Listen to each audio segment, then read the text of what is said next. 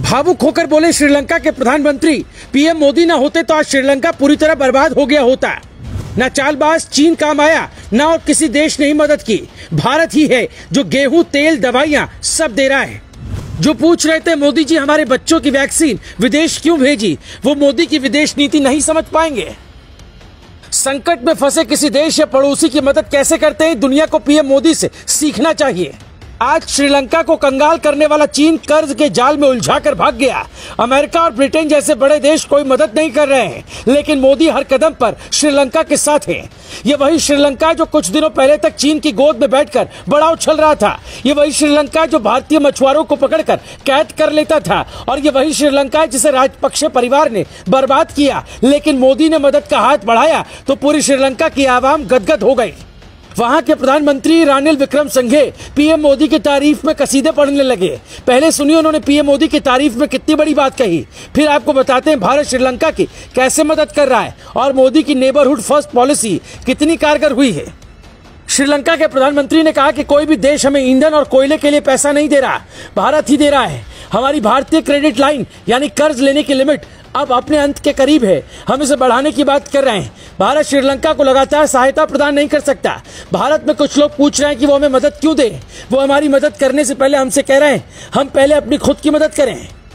श्रीलंका के प्रधानमंत्री के अलावा वहां के कई नेता भी पीएम मोदी के मुरीद हो गए हैं। श्रीलंका के पूर्व केंद्रीय मंत्री और क्रिकेट टीम के पूर्व कप्तान अर्जुन रणतुंगा ने कहा कि पीएम मोदी बड़े ही दयालु हैं। उन्होंने हमारा एयरपोर्ट शुरू करवाया। भारत हमारी जरूरतों को समझता है, वो हमारे लिए बड़े भाई की तरह है। श्रीलंका की हालत तो आप जान ही रहे होंगे कि खाने को अनाज नहीं, जलाने को ईंधन नहीं, गाड़ियों में भराने को पेट्रोल डीजल तो दूर की बात, थोड़ी सी तबीयत खराब होने पर अस्पताल में दवाएं तक नहीं है।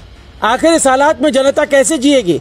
तभी तो मोदी जी से वहां के नेताओं ने मदद की अपील की और फिर पीएम मोदी ने इतनी मदद भेजी कि वहां की जनता मोदी जिंदाबाद के नारे लगाने लगी। भारत ने सबसे पहले 5000 मीट्रिक टन गेहूं भेजा और कहा कि 40,000 मीट्रिक टन अनाज भारत देगा। $1 अरब की क्रेडिट लाइन दी। इसके अलावा हिंदुस्तान ने दवाएं और ईंधन देने का भी आश्वासन दिया। कुल मिलाकर भारत $3.5 बिलियन की आर्थिक मदद श्रीलंका को दे चुका है।